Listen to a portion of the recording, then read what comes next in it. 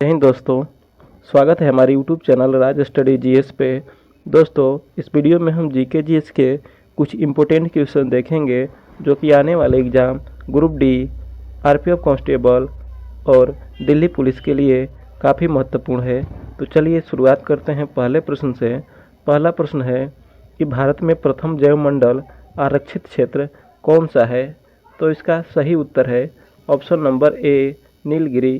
भारत का प्रथम जैवमंडल आरक्षित क्षेत्र है। नीलगिरी एक पर्वत श्रेणी है और इसकी सबसे ऊंची चोटी दोदा बेटा है, जो दक्षिण भारत का दूसरा सबसे ऊंचा चोटी है। जबकि दक्षिण भारत का सबसे ऊंची चोटी अनाईमुड्डी है, जो केरल राज्य में स्थित है और यह दक्षिण भारत की सबसे ऊंची चोटी है। और दोदा बेटा जो है तमिलनाडु राज्य में स्थित है और यह दक्षिण भारत की दूसरी सबसे ऊंची चोटी है। नेक्स्ट देखते हैं कि समाजवादी अर्थव्यवस्था में उत्पादन के सभी कारक किसके स्वामित्व और नियंत्रण में रहते हैं? तो इसका सही उत्तर है ऑप्शन नंबर सी, राज्य के। समाजवादी अर्थव्यवस्था में उत्पादन के सभी कारकों पर राज्य का स्वामित्व और नियंत्रण रहता है, जबकि पूंजीवादी अर्थव्यवस्था में निजी क्षेत्र का नियंत्रण होता है। नेक्स्ट देखते हैं कि निम्न में से किस अर्थशास्त्री को अर्थशास्त्र का जनक माना जाता है? नेक्स्ट इसका राइट आंसर है option number D, Adam Smith. Adam Smith को अर्थशास्त्र का जनक माना जाता है। नेक्स्ट है कि अल्पकालिक सरकारी प्रतिभूति पत्र को क्या कहा जाता है? तो इसका राइट आंसर है option number D, treasury bill. अल्पकालिक सरकारी प्रतिभूति को ट्रेजरी बिल कहा जाता है। नेक्स्ट कि निम्नलिखित में से कौन सा अन्न मनुष्य द्वारा सबसे पहले प्रयोग होने वाले में से था? तो इसका सही उत्तर है ऑप्शन नंबर ए, जौ। जौ जो है मनुष्य के द्वारा सबसे पहले प्रयोग होने वालों में से एक फसल था जौ। नेक्स्ट है कि शिला राजदेश में अशोक ने कलिंग युद्ध के हताहतों का उल्लेख किया है और युद्ध का त्याग की घोषणा की है। तो इसका राइट आंसर है शिलालेख राजदेश। 13वें शिलालेख में अशोक ने कलिंग युद्ध का वर्णन किया है और कलिंग युद्ध के बाद अशोक ने युद्ध की नीति त्याग कर धम्म नीति को स्वीकार कर लिया और यह कलिंग युद्ध अपने शासन के 8वें वर्ष लड़ा था, यानी 261 बीसी में कलिंग युद्ध लड़ा गया था। नेक्स्ट है कि हर्षचरित्र के लेखक कौन थे? तो इसका राइट आंसर है option number A, Banabhatta. Banabhatta जो हैं हर्षचरित्र के लेखक हैं और यह हर्षवर्धन के दरबार में रहने वाले कवि थे बाणभट्ट, जिसने हर्षचरित्र को लिखा था। अमर सिंह ने अमरकोश की रचना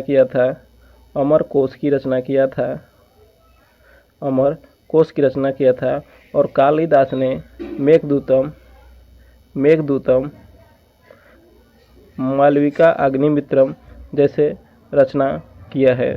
नेक्स्ट है कि तेलुगु कृति अमुक्तमाल्यदा का लेखक कौन थे? तो इसका राइट आंसर है option number D, Krishnadevaraya. Krishnadevaraya Telugu कृति अमुक्तमाल्यदा के लेखक हैं और यह बाबर के समकालीन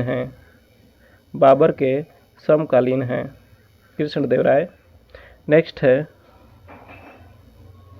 कि भारत के लिए समुद्री मार्ग की खोज का श्रेय किसे जाता है? तो इसका राइट आंसर है ऑप्शन नंबर सी, पुर्तगालियों को। भारत के लिए समुद्री मार्ग की खोज का श्रेय पुर्तगालियों को दिया जाता है और 1498 ईस्वी में आने वाला पहला पुर्तगाली वास्को डिगामा था, जिसने कालीकट बंदरगाह पे अपना जहाजी बेड़ा उतारा था, जबकि इसने दोबारा 1502 ईस्वी में भारत आया था। कालीकट वास्को डी गामा जो था पहले 1498 में आया, उसके बाद 1502 में आया। नेक्स्ट है कि अंग्रेजों द्वारा निम्न में से किस क्रांतिकारी को फांसी की सज़ा दी गई थी? तो इसका राइट आंसर है option number C, Rajguru. Rajguru को फांसी की सज़ा दी गई थी। इनके साथ भगत सिंह और सुखदेव को भी फांसी दी गई थी। जतिन दास एक ऐसे क्रांतिकारी थे जिनकी मृत्यु जेल में आमरण अनशन के कारण हो गया था। तो प्रश्न कभी पूछ लिया जाता है कि आमरण अनशन के दौरान किस क्रांतिकारी की मृत्यु हुई थी, तो उनका नाम है जतिन दास। नेक्स्ट है कि भारत की संविधान सभा का अध्यक्ष कौन था? तो इसका राइट आंसर है option number B, doctor Rajendra Prasad संविधान सभा के अस्थायी अध्यक्ष थे। जबकि 9 दिसंबर 1946 को जब पहली बैठक हुई थी तो उस समय अस्थायी अध्यक्ष के रूप में सभा के सबसे वरिष्ठ व्यक्ति डॉक्टर सच्चिदानंद सिन्हा को अस्थायी अध्यक्ष बनाया गया था। लेकिन 11 दिसंबर 1946 को जब दूसरी बैठक हुई उसमें डॉक्टर राजेंद्र प्रसाद को अस्थायी अध्यक्ष के रूप में बनाया गया, जबकि BN राव जो थे संवैधानिक सलाहकार थे। नेक्स्ट है कि पहले वित्त आयोग का गठन कब हुआ था? तो इसका राइट आंसर है ऑप्शन नंबर बी, 1951। पहले वित्त आयोग का गठन 1951 में हुआ था। आर्टिकल 280 के अनुसार राष्ट्रपति वित्त आयोग का गठन करता है। नेक्स्ट है कि भारत के उपराष्ट्रपति पर अभियोग किसके द्वारा लगाया जा सकता है? तो इसका राइट आंसर है ऑप्शन नंबर सी, राज्यसभा के द्वारा। भारत के उपराष्ट्रपति पर अभियोग राज्यसभा के द्वारा लगाया जा सकता है, जबकि राष्ट्रपति पर महाभियोग संसद के किसी भी सदन, लोकसभा या राज्यसभा किसी सदन में भी अभियोग लगाया जा सकता है, जबकि उपराष्ट्रपति को केवल राज्यसभा में अभियोग लगाया जा सकता है। नेक्स्ट है कि संसद में आधिकारिक विपक्षी समूह के रूप में मान्यता प्राप्त करने के लिए उसके कितने सदस्य होने चाहिए? तो इसका राइट आंसर है कुल सदस्य संख्या का 1/10 भाग। कुल सदस्य संख्या का 1/10 जिस पार्टी का सदस्य रहेगा उसे विपक्षी दल माना जा सकता है। नेक्स्ट है कि उच्चतम न्यायालय की प्रथम महिला न्यायाधीश कौन थी? तो इसका राइट आंसर है उच्चतम न्यायालय की प्रथम महिला न्यायाधीश सुश्री MS फातिमा बीबी थीं। नेक्स्ट है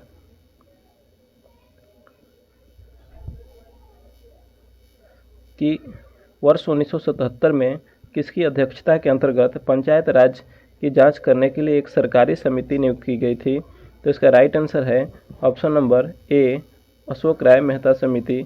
अशोक राय मेहता समिति का गठन 1977 में पंचायती राज की जांच करने के लिए समिति को नियुक्त किया गया था, जबकि 1957 ईस्वी में बलवंत राय मेहता समिति की स्थापना हुई थी। नेक्स्ट है कि हरिप्रसाद चौरसिया का संबंध किस संगीत वाद्य से है? तो इसका राइट आंसर है ऑप्शन नंबर ए, बांसुरी। हरिप्रसाद चौरसिया का संबंध बांसुरी से है। नेक्स्ट है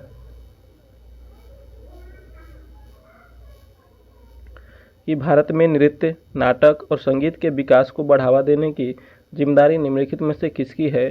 तो इसका राइट आंसर है ऑप्शन नंबर सी, संगीत नाटक अकादमी को भारत में नृत्य, नाटक और संगीत के विकास को बढ़ावा देने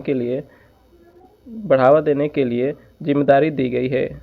नेक्स्ट है कि प्रसिद्ध उपन्यास द गाइड किसने लिखा था? तो इसका सही उत्तर है ऑप्शन नंबर बी, आर के नारायण के द्वारा उपन्यास द गाइड लिखा गया है। नेक्स्ट है कि ग्रैमी पुरस्कार किस क्षेत्र में दिया जाता है? तो इसका सही उत्तर है ऑप्शन नंबर बी, संगीत के क्षेत्र में। संगीत के क्षेत्र में दिया जाने वाला सबसे बड़ा पुरस्कार ग्रैमी पुरस्कार है। नेक्स्ट है कि भारत के किस राज्य को चावल का कटोरा कहा जाता है? तो इसका सही उत्तर है option number A, Andhra Pradesh. Andhra Pradesh को चावल के कटोरा के नाम से भी जाना जाता है। नेक्स्ट है कि भारत में योजनाबद्ध बसा शहर कौन सा है? तो इसका राइट आंसर है option number A Chandigarh. Bharat में योजनाबद्ध तरीके से बसा हुआ शहर है। नेक्स्ट है कि पोत निर्माण बोर्ड मझगांव डाक कहाँ स्थित है? तो इसका राइट आंसर है ऑप्शन नंबर सी मुंबई में। पोत निर्माण बोर्ड मझगांव डाक मुंबई में स्थित है। नेक्स्ट है कि जब दूध को प्रबल ढंग से मथा जाता है तो उसमें से क्रीम किस कारण से अलग हो जाती है? तो इसका राइट आंसर है ऑप्शन नंबर डी अपकेंद्री बल। अपकेंद्री बल के कारण उसमें से क्रीम अलग हो जाता है। नेक्स्ट है कि पिता ए रुधिर वर्ग और माता बी वर्ग की हो तो इनकी संतानों में कौन सा रुधिर वर्ग संभव है? तो इसका राइट आंसर है option number D A B O और ए बी। नेक्स्ट है कि चौसा का युद्ध 25 जून 1539 ईस्वी को हुमायूं और किसके बीच हुआ था? तो इसका राइट आंसर है ऑप्शन नंबर ए शेर खां। शेर खां जिसे शेरशाह के नाम से भी जाना जाता है उसके बीच और हुमायूं के बीच 23 जून 1539 ईस्वी को चौसा का युद्ध हुआ था। नेक्स्ट है कि बाबर ने खानवा का युद्ध किस पद्धति से लड़ा था? तो इसका सही उत्तर है ऑप्शन नंबर सी तुगलमा पद्धति। तुगलमा पद्धति के द्वारा बाबर ने खानवा का युद्ध 1527 ईस्वी में लड़ा था जिसमें रणा सांगा की हार हुई थी। नेक्स्ट है